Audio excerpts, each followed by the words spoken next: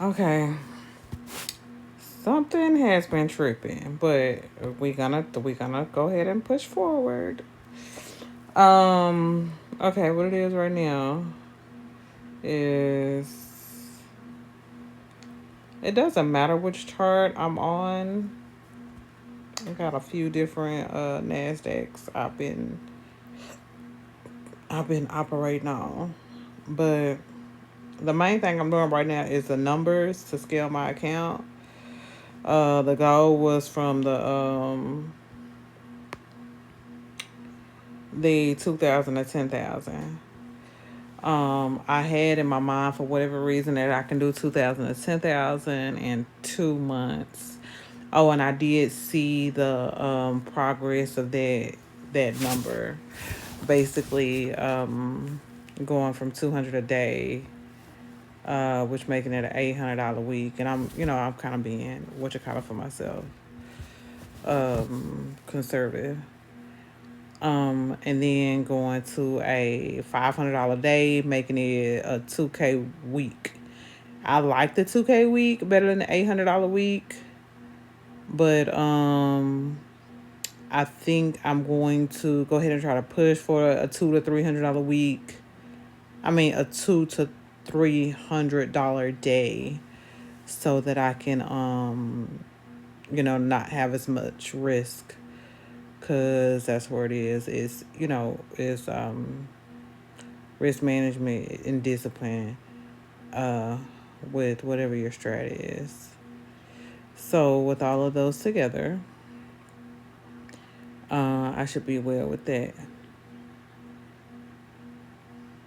That's the main thing right now. I have been working on discipline. I have been doing exceptionally well for the last few days. There has been a break here, which was a needed break. I didn't realize it at the time, but coming back, it's like it's necessary, because you have to have it, just like the market, that pull back and push through. Like, you have to have basically that pullback. There was a pullback moment for me. So I mean, everything is like, um, everything works together. But I've been seeing a lot. One of the things that I've seen, me and my cousin was talking about um a 930, and he and I see the market so differently.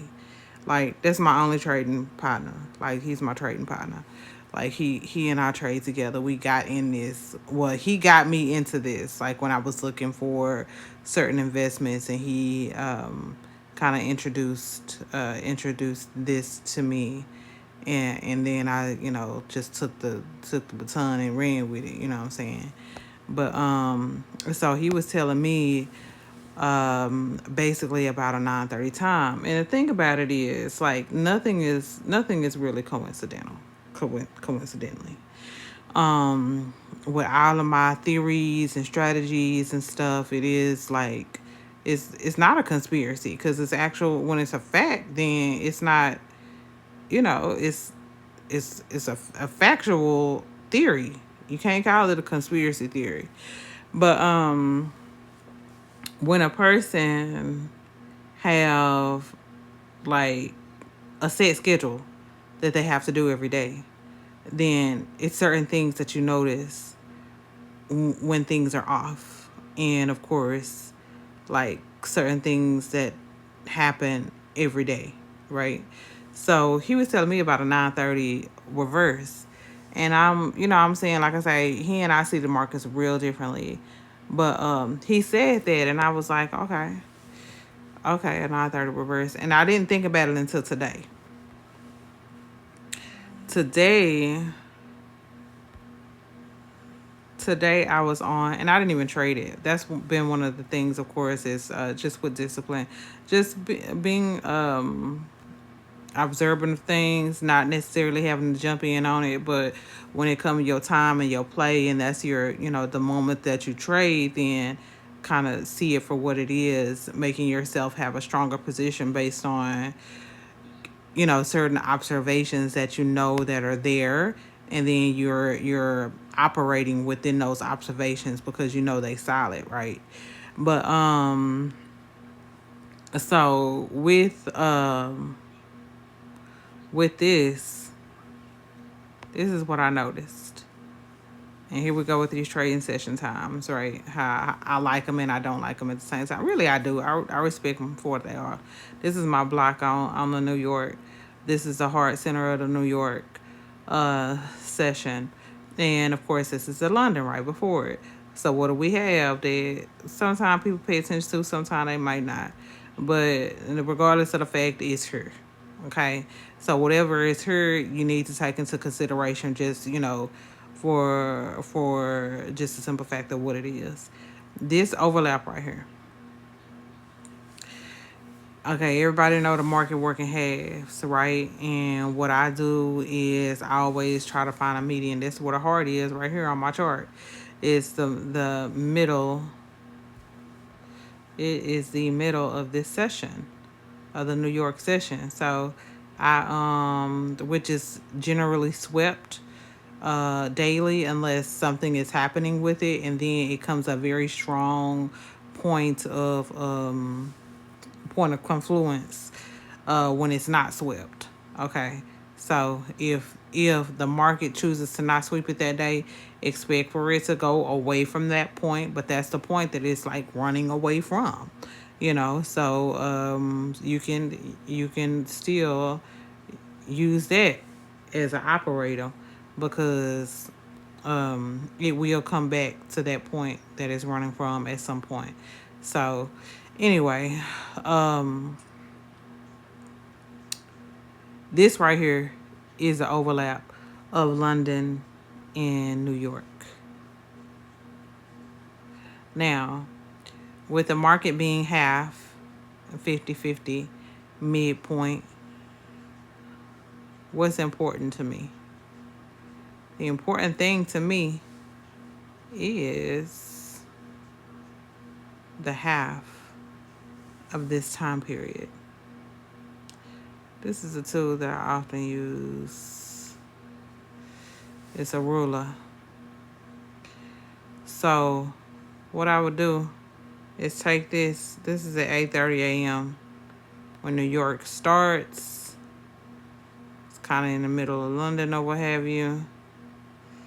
And this is the end of London. Okay. New York just getting into the meat of things. London is over with. But this is the end of it right here at 10:30, basically. What I look for, there's often something. It's gonna be a little something that happened at 10:30. But another time that a little something is gonna happen is this one move while that's there. But it was this point right here, right in the middle of it. I'm gonna leave this here and I'm gonna put this back. And so you can see this contrast right here. Okay. You see where that red line is on my ruler? That's half. That red line marks halves. For me, this red line gives this ruler gives a lot of information. It gives the time of that measurement, which is an hour and 55 minutes, which on this particular chart is 23 bars. And right now it's measuring that up and down, which I'm not really even, doing it with 121 points. I guess the volume, I don't even look at that at all. I'm sure a lot of other people do, but that's not. Probably in a way that I see things, I would notice volume a lot differently than somebody else reading volume some other kind of ways. But yeah, so, but in the middle of this thing, at the top, where you see that shady red, that's the half point of that overlap period, which is what I'm looking at, which is that the 9:25, 9:30 mark. So every time when it's half, it's gonna tell you something at half every single time. That's why I mark this half. So half of a half of a half of like whatever the measurement may be. Pay attention to it because it's important. The market ain't nothing but a whole bunch of 50-50 going. You know what I'm saying? 49-51, or however it goes. So I always pay attention to that half. You see that big swing that it did right here. That's a 5 minute chart. That big swing that it did, swing low, and then it went up, and then it hit back on this line. This right here actually created a power move for the rest of the day. Look, this a power line. You see that? That's a power line. And after it went outside of that line, it did pull back up to it, you know, to that particular range there that it was operating within. So, when I'm scalping throughout the day, I just want to make note that 9:30 time is going to be a confluence to go by when I can expect something on a half point so I can see what's happening on the left, and that will give me understanding what's going to happen on the right within a certain time period. I know that at 9:30 when I look at that thing around 10:30, I'm going to see a balance of what's happened between 8:30 and 9:30. 9:30 and 10:30 is going to give me sometimes a standard balance for myself. So I can look at that with trying to, it's trying to get my little $200, a day, which is getting my 2,000 to 10,000 goals. So just one of those things, and my super scalping, my super scalping on the quant strat. This is for me. Other people is not going to understand this at all, and I'm not going to try to cater this shit for other people to understand, because then I'm diluting it for myself. I gotta be you know what I'm saying, absolutely 100% with what I'm giving to myself, because I'm the utmost importance first. I have to be able to help myself before I can help somebody else, and right now this is helping me. I love it.